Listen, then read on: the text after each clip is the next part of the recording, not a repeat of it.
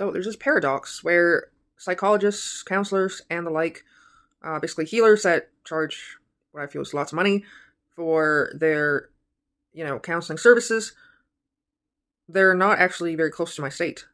They generally are very far away, actually. So why is that?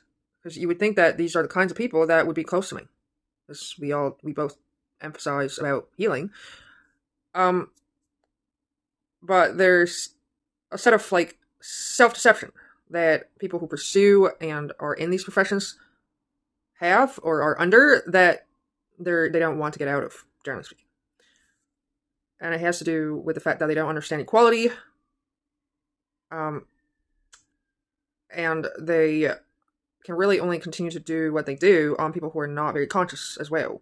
So, if you're someone who understands equality enough anyways, you don't have to be exactly where I am to understand equality.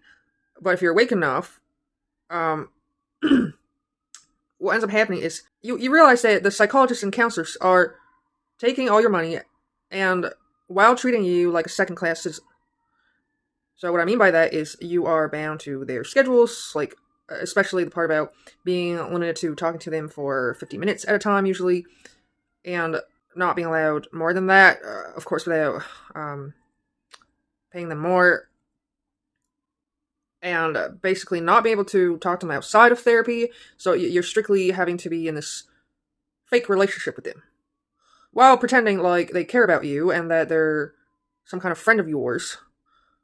So none of this works after a certain level of conscious. You just realize it's all fake, if not an outright lie.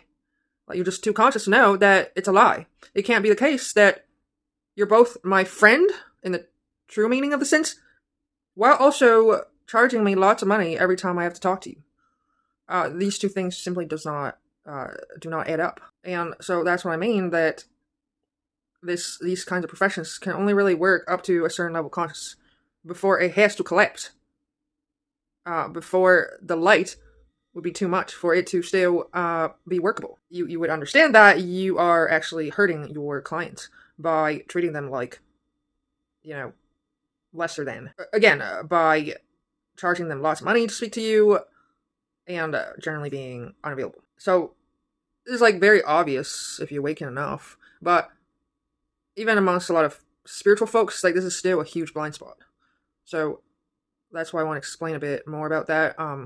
Why I continue to have conflict, actually, with people in these professions.